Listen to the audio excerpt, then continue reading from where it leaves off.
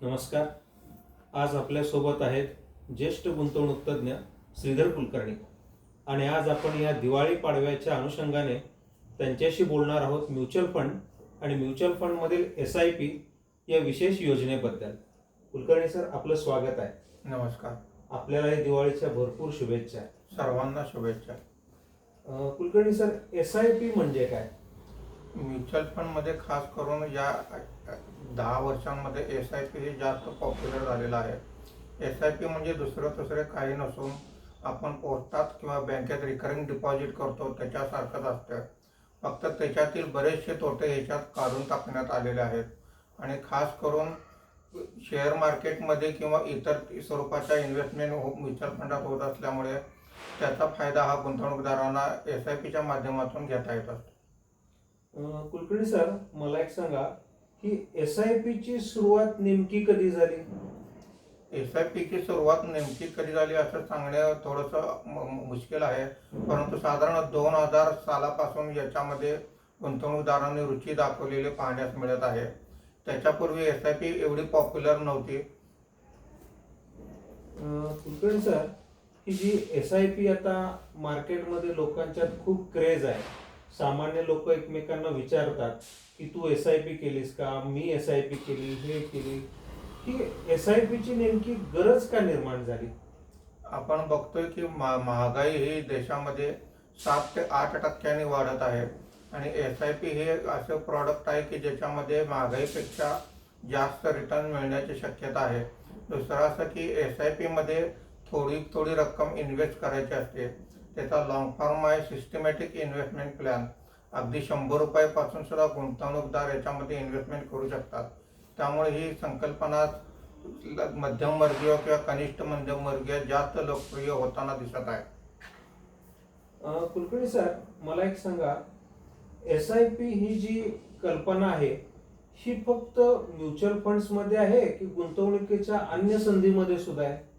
SIP ही इतर ठिकाणी पण करता येते, पण म्युच्युअल फंडांसाठी हा शब्दप्रयोग जास्त योग्य आहे.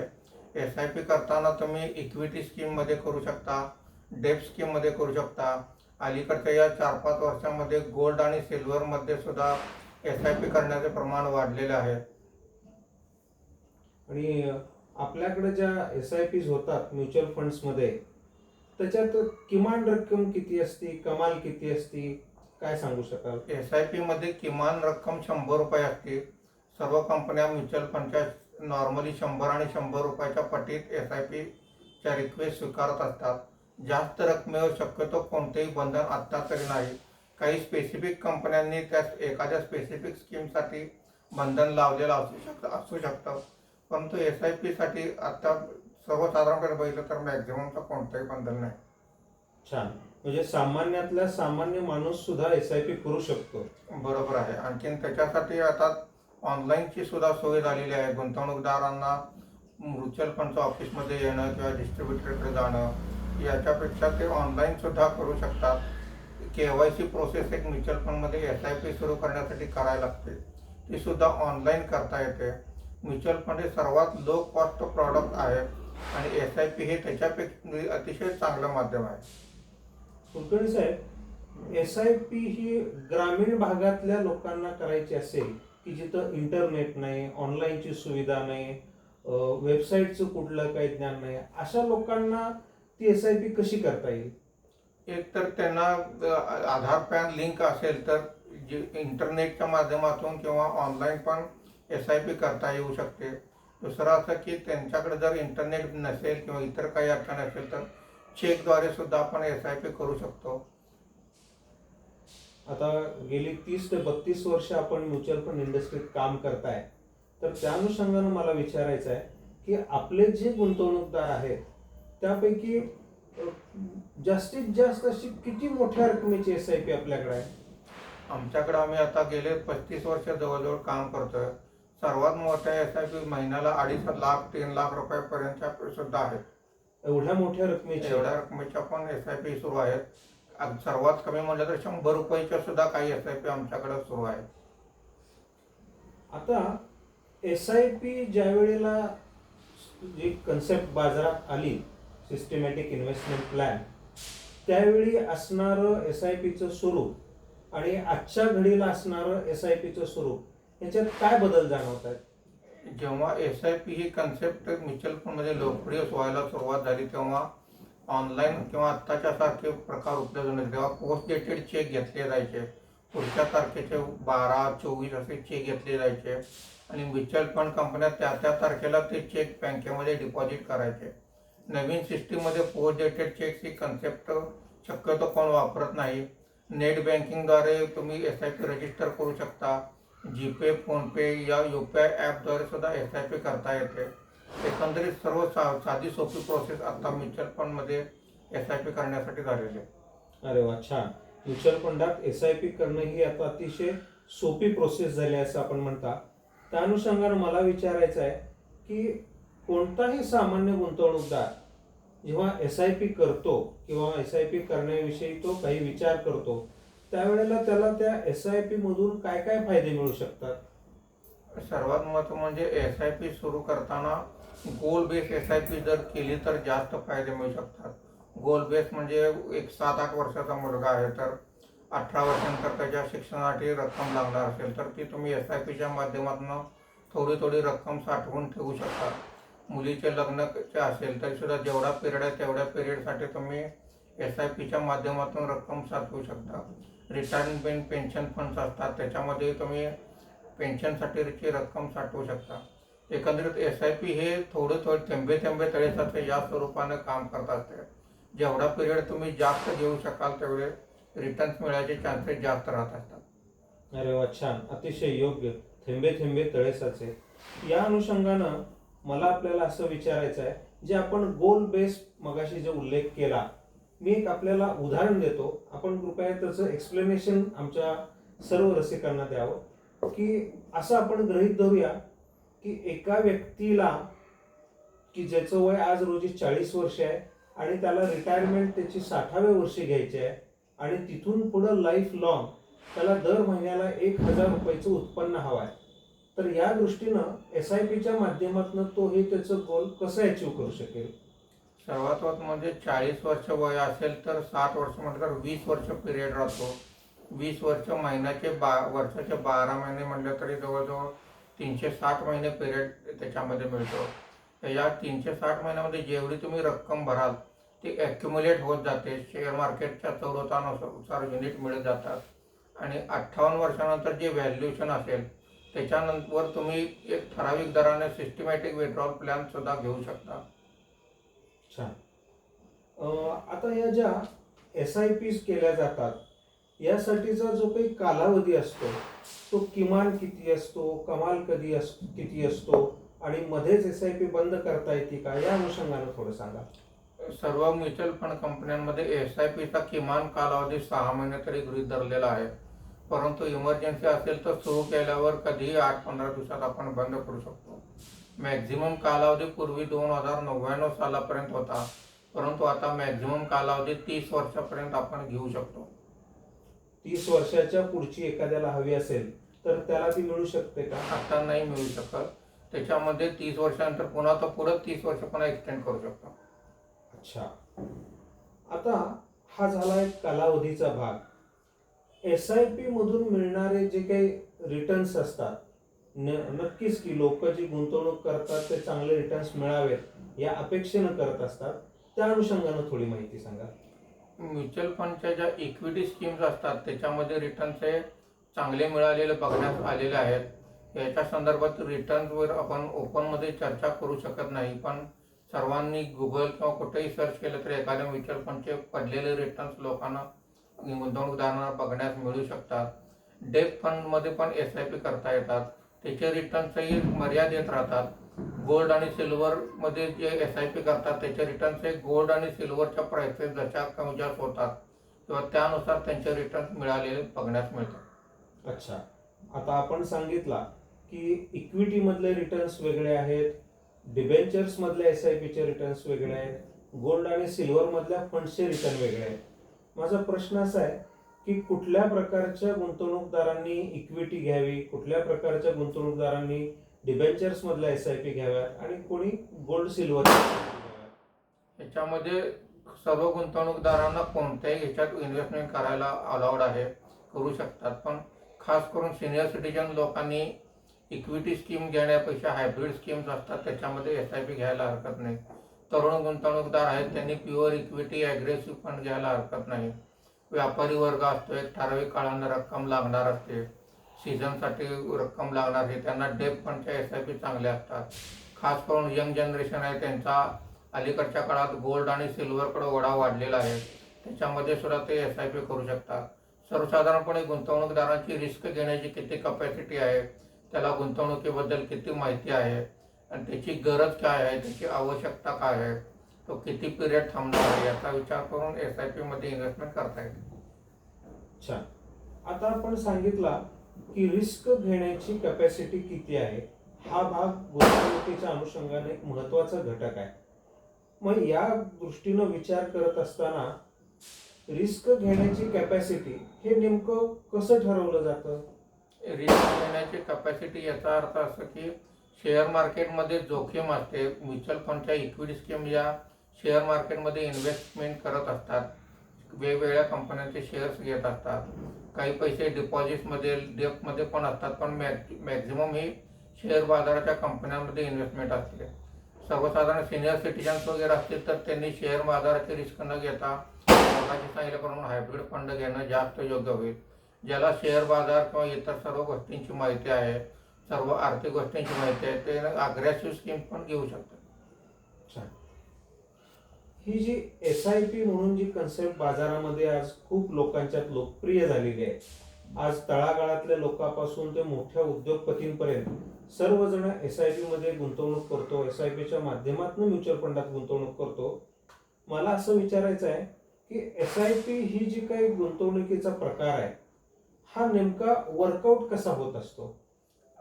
वर्कआउट काय कसा होतं याचं साधं सोपं उदाहरण म्हणजे रुपी कॉस्ट ॲव्हरेजिंग म्हटलं जातं. म्हणजे असं की आता समजा आपण एखाद्या XYZ स्कीममध्ये SIP सुरू केली तर त्या म्युच्युअल फंडचे युनिटचे दर असतात. समजा आपण इक्विटी स्कीमला SIP सुरू केली तर एखाद्या स्कीमची NAV समजा 12 रुपये असेल आणि सेन्सेक्स 80,000 असेल तर 12 रुपयानं तुम्हाला युनिट मिळतात. SIP मंथली क्वार्टरली पण करता येते, नॉर्मली मंथली केली जाते. पुढच्या महिन्यात जेव्हा SIPचा इन्स्टॉलमेंट असेल तेव्हा सेन्सेक्स कमी असेल तर युनिट जास्त मिळतात, सेन्सेक्स जास्त असेल तर युनिट कमी मिळतात. असे प्रत्येक इन्स्टॉलमेंटला ॲव्हरेजिंग वर्कआउट होतं आणि 5 वर्ष 7 वर्ष किंवा त्याच्यापेक्षा जास्त पिरियडला रिटर्न्स हे गुंतवणूकदाराला मिळतात. आता आपण रुपी कॉस्ट ॲव्हरेजिंग बद्दल बोलत होतो. जेव्हा रुपी कॉस्ट ॲव्हरेजिंग बद्दल समाजात चर्चा होती त्यावेळेला रुपी कॉस्ट ॲव्हरेजिंग आणि म्युच्युअल फंडच्या योजनेचा NAV ह्या दोघांचा परस्परांशी काय संबंध असू शकतो? रुपी कॉस्ट ॲव्हरेजिंग म्हणजे मार्केट खाली असताना सुद्धा तुमचं परचेस होतं आणि म्युच्युअल फंडच्या योजनांना त्याचा फायदा होतो. रुपी कॉस्ट ॲव्हरेजिंग हे खास करून मार्केटमधील चढ उतारा संदर्भात वापरलं जातं. आणि NAV बद्दल काय सांगाल? NAV म्युच्युअल फंडचे NAV याचा अर्थ असा आहे की म्युच्युअल फंडमध्ये जे युनिट्स तुम्हाला दिले जातात त्याला एक भाव असतो, त्याला NAV समजलं जातं की जो शेअर मार्केटच्या चढ उतारानुसार कमी जास्त होत असतो. जेव्हा एखादा सामान्य गुंतवणूकदार SIP द्वारे गुंतवणुकीला सुरुवात करतो त्यावेळी त्यानं कोणते कोणते घटक विचारात घेऊन सुरुवात करायला पाहिजे? सर्वात महत्त्वाचं म्हणजे आपण SIP किती रकमेची करू शकतो आणि किती पिरियडसाठी करू शकतो हे याचा विचार करायला पाहिजे. खास करून जर गुंतवणूकदारांची ताकद असेल किंवा त्याची इच्छा असेल की पर मंथ मी 10,000 करू शकतो, 20,000 करू शकतो, तर त्यानं त्याच्यामध्ये कन्सिस्टन्सी ठेवली पाहिजे. तेवढा अकाउंटला त्यानं बँक अकाउंटला बॅलन्स ठेवणं गरजेचं आहे. बऱ्याच वेळा काय होतं की अकाउंटमध्ये बॅलन्स नाही म्हणून SIP बाउन्स होते. अशा वेळी बँका सुद्धा काही वेळा पेनॉल्टी लावतात. थोडक्यात आपल्याला जेवढी रक्कम झेपेल तेवढीच करणं हे जास्त गरजेचं असतं. नवीन सिस्टीममध्ये आता स्टेपअप SIP मध्ये पण सुरू झालेली आहे. त्याच्यामध्ये असं असतं की 1 वर्ष पिरियड नंतर तुमची समजा आता 10,000ची SIP असेल आणि तुम्ही रिक्वेस्ट दिली की दरमहा मला 1,000 रुपयानं वाढवायचे, तर प्रत्येक वर्षी 10,000च्या पुढच्या वर्षी 11,000 होते, त्याच्या पुढच्या वर्षी 12,000 होते. हे सुद्धा पर्याय आता उपलब्ध आहेत. याकडे टक्केवारीमध्ये पण तुम्ही step of S I P वाढवू शकता. म्हणजे 1% म्हटलं तर 10,000चा 1% 100 रुपये, पुन्हा पुढच्या वर्षी 10,200 रुपये असे तुमची टक्केवारीमध्ये पण एस आय पी वाढवू शकता. अरे वा, हा छानच चांगलाच ऑप्शन आहे स्टेप अप SIP. हं. हा जो पर्याय गुंतवणूकदारांना मिळाला स्टेप अप SIPचा, हा साधारणपणे कुठल्या प्रकारच्या गुंतवणूकदारांसाठी जास्त फायद्याचा आहे? जे आता खास करून नोकरीला लागलेले आहेत त्यांना प्रतिवर्षी पगारवाढ होत असते, त्यांच्यासाठी हा प्रकार जास्त उपलब्ध आहे. प्रत्येक वर्षी नवीन एस आय पी करण्यापेक्षा, नवीन एस आय पी वाढवण्यापेक्षा आहे त्याच्यामध्ये एखादी चांगली स्कीम निवडली की दरवर्षी आपोआपच एस आय पीची अमाऊंट वाढत जाते व गुंतवणूकदारांना फायदा होतो. आता जसं आपण सांगितलं की स्टेप अप SIP ही नोकरदारांच्या उद्देशानं जास्त चांगली आहे, कारण त्यांना दरवर्षी काहीतरी इन्क्रीमेंट मिळत असतं. तसंच मला व्यावसायिकांच्या अनुषंगाने विचारायचं आहे की जेव्हा व्यावसायिकाकडं कोणत्याही सणाच्या निमित्तानं, दिवाळीचा असेल, गणपतीचा असेल, अधिकचा पैसा येत असतो आणि तो त्याला गुंतवायचा असेल तर तो त्या SIPत गुंतवू शकतो का? नाही, त्याच्यामध्ये एस आय पी हे प्रॉडक्ट उपयोगाचे नाही. एस आय पी म्हणजे दरमहा पैसे येणं. व्यवसायाकडे जे आता उल्लेख केला ते पैसे सीझन झाल्यावर किंवा तात्पुरते आलेले असतात, तर त्याच्यासाठी एस आय पी प्रॉडक्ट हे उपयोग नाही. ठीक आहे. SIP मध्ये ह्या गुंतवणुकीच्या प्रकारात लवचिकता आणखीन कुठल्या प्रकारची आहे? हे लवचिकता याच्यामध्ये अशी आहे की तुम्ही दर कोणत्याही क्षणी एस आय पी चालू केल्यानंतर रक्कम वाढवू शकता, कमी करू शकता. समजा एखाद्या बँकेमधून तुमची एस आय पी सुरू आहे आणि तुम्हाला बँक बदलायची असेल तर ती बँक बदलण्याची पण मुभा असते. एस आय पी समजा तुमची 5 तारखेला होणार असेल तर तुम्ही 5 तारखेच्या ऐवजी 10 तारीख, 15 तारीख अशा रिक्वेस्ट पण देऊ शकता. अरे वा, ही एक चांगली सोय गुंतवणूकदारांसाठी केलेली आहे. मला एक असं विचारायचं आहे की एखादं लहान मूल जन्माला येतं तर त्याच्यासाठीच्या SIP कधी सुरुवात कराव्यात आणि कुठल्या प्रकारचे SIP त्याच्यासाठी चांगल्या राहतील? लहान मुलांसाठी म्युच्युअल फंडची वेगळी प्रॉडक्ट आहे, त्याला चिल्ड्रन फंड असं म्हटलं जातं. यामध्ये त्या मुलांच्या नावानं गुंतवणूक होत असते. फक्त नवीन नियमानुसार मुलांचे आई किंवा वडीलच त्याच्यामध्ये इन्व्हेस्टमेंट करू शकतात. ही इन्व्हेस्टमेंट एस आय पीद्वारे करता येते. वडिलांच्या किंवा आईच्या अकाउंटमधून एस आय पीची रक्कम या स्कीमला भरता येऊ शकते. छान.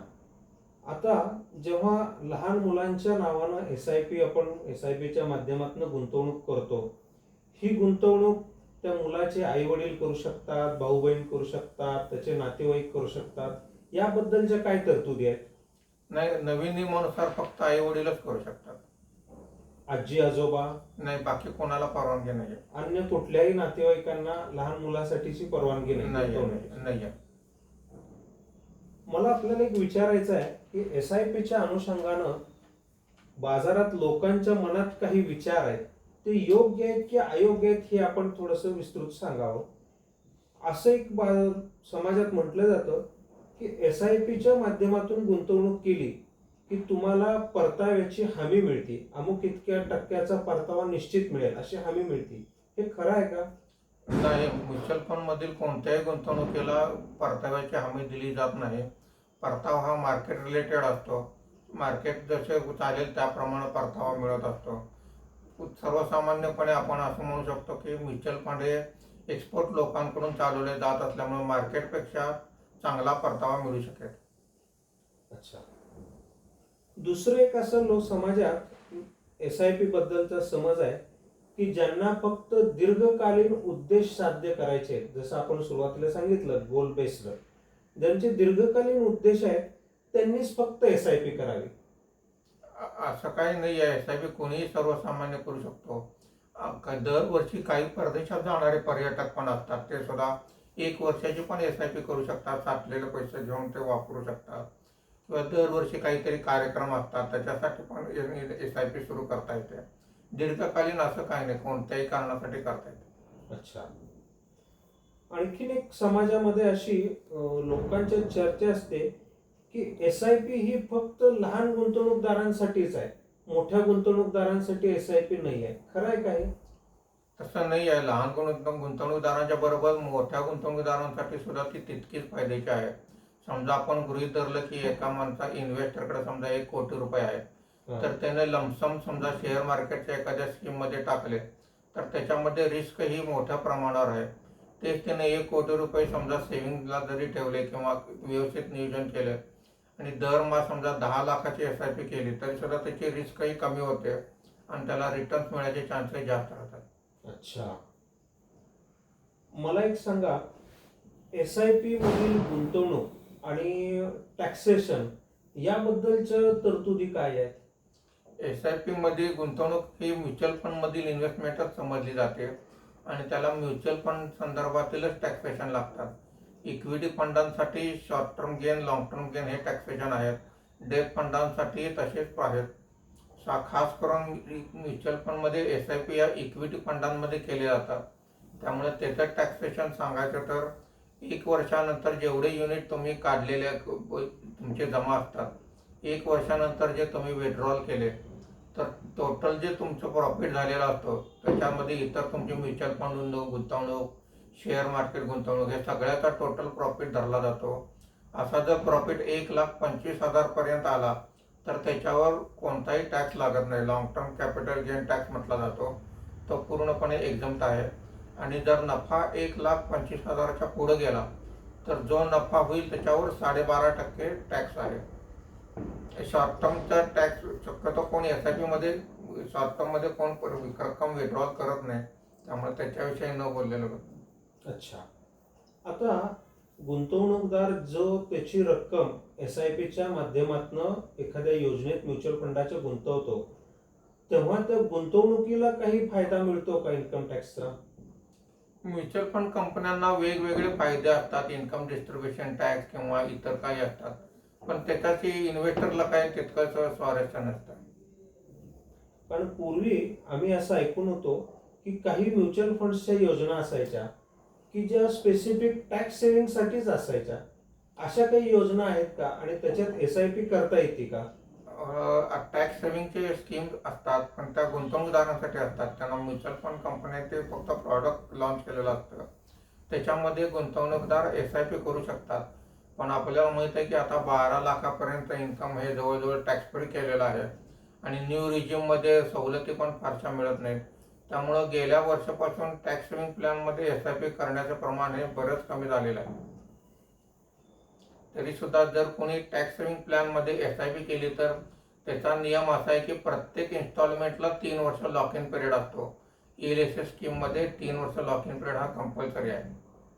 प्रत्येक हप्त्यासाठीचा 3 वर्षाचा लॉक इन पिरियड आहे. अच्छा, मग आता ह्या टॅक्सेशनचं तर आपण खूप सविस्तर उलगडून सांगितलं. जेव्हा SIPला सुरुवात झाली त्यावेळचा लोकांचा SIPच्या माध्यमातून गुंतवणूक करायचा कल आणि आज रोजीचा लोकांचा कल ह्यात काय तफावत दिसते? पूर्वी SIP करण्याचं प्रमाण फार थोडं होतं. पोस्ट डेटेड चेकद्वारे जेव्हा गुंतवणूक व्हायच्या तेव्हा. आता जर बघितलं तर SIPचं प्रमाण मोठ्या प्रमाणावर वाढलेलं आहे. देशभराचा जर विचार केला तर देशात दरमहा 29,000 कोटीपेक्षा जास्त रक्कम SIPद्वारे शेअर मार्केटमध्ये येत आहे. SIP ही एवढे पॉप्युलर आहे की परदेशातील नागरिक, अगदी बाहेरच्या सिटीमधील नागरिक सुद्धा सर्वजण ऑनलाईन OTPच्या माध्यमातून किंवा नेट बँकिंगच्या माध्यमातून आमच्यासारख्या डिस्ट्रीब्युटरच्या मदतीने SIP करू शकतात. परदेशातील नागरिकांना SIP करायची असेल आणि त्यांच्याकडे आधार कार्ड नसेल तरी ते करू शकतात? करू शकतात. नवीन सिस्टीम मध्ये विदाउट आधार परदेशातील नागरिकांना आधार कार्ड सक्तीचं नाही. KYC प्रोसेस करायला लागते, फाटका प्रोसेस असते ती करायला लागते. तिथलं त्यांचं कार्ड एक असतं, त्याचे नंबर्स वगैरे द्यायला लागतात आणि NRO NRE अकाउंटमधून ते SIP करू शकतात. अरे वा, छान. आज आपल्याला कुलकर्णी सरांनी SIP बद्दल खूप चांगली आणि अतिशय सविस्तर अशी माहिती दिलेली आहे. कुलकर्णी सर, आपले खूप खूप आभार. धन्यवाद.